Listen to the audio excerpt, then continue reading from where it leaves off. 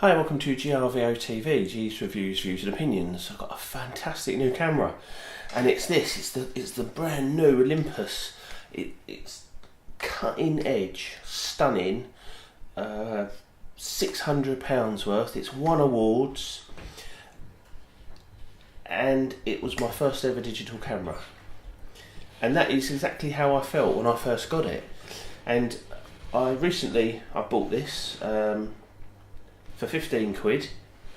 It works, but I wanted to see, because there's a lot of talk at the moment about the Nikon DF and going back to basics and slowing down your photography and using manual controls, and just taking a different approach to photography, not shooting 500 photos in a session, perhaps only 36 or 24, God forbid.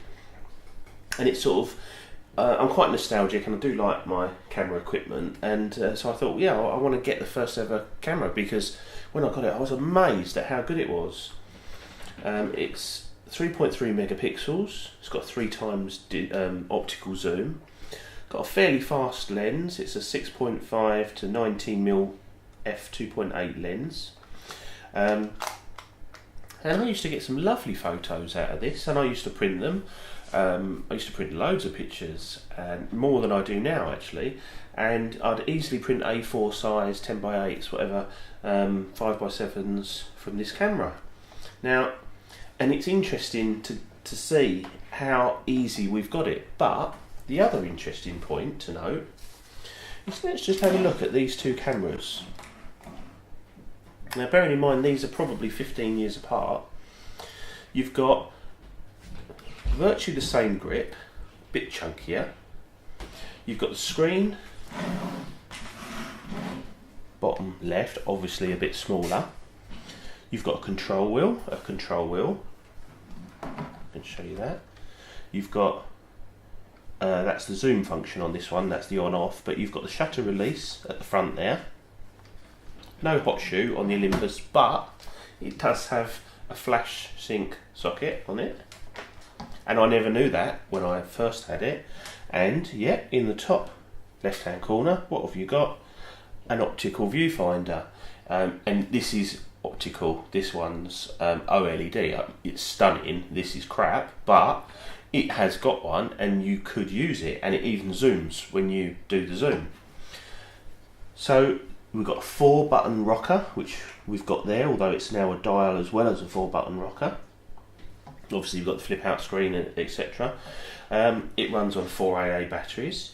It's, I mean, look at the similarities between these two cameras, 15 odd years apart.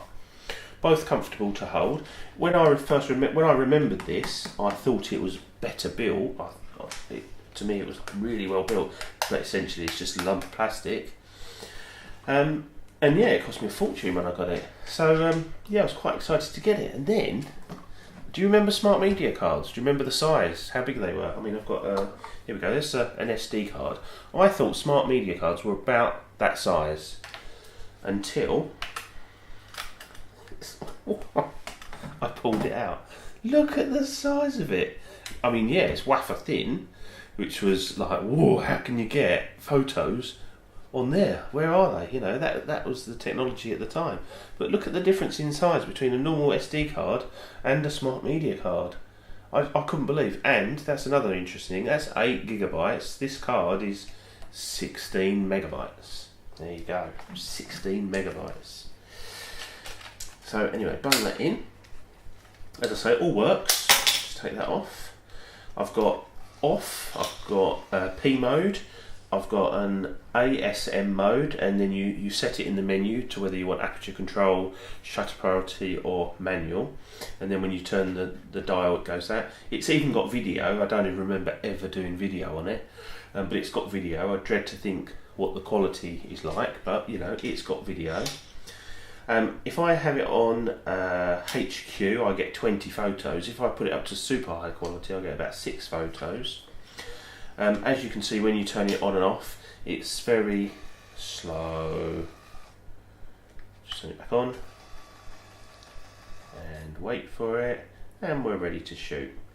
The screen on the back is tiny. I mean, all you can tell really is that you've got your subject framed in the back, but it works. And shutter lag, and from the time you press to take the picture, is pretty terrible. You know, quite often you'd miss your shot completely, but isn't that what we're talking about when we're saying slow down? You know, think more about your composition and your settings. Talking of settings, this made me giggle as well. Let's just go into, if I can remember how to do it, ISO, right? There's 4 options, and that will give you a clue as to how high the ISO goes. We've got auto, 100, 200, and yes, wait for it, 400 ISO. And what are we at now? My this goes to 25,600 ISO. You know, 400 ISO maximum. But I still used to get good images. So anyway, I've set myself a challenge, and I suppose I'll have to call it a cheap camera challenge, in that I'm gonna take some photos with this and see how I get it on. I mean, I enjoy using it. I always enjoy using it because it's a nice thing to hold. It's a nice, thick, chunky piece of plastic. Very similar, as I've shown you, to the NEX6. And yeah, I really enjoyed it. So I'm going to have a bit of fun. I'm going to shoot with it, see how I get on, and I'll upload some photos. Hopefully, if the weather's okay, they'll be at the end of this video. If not, I'll do another one and introduce it separately. But anyway, this is been GRVOTV, G's Reviews, Views and Opinions. I'll see you soon. Cheers, bye.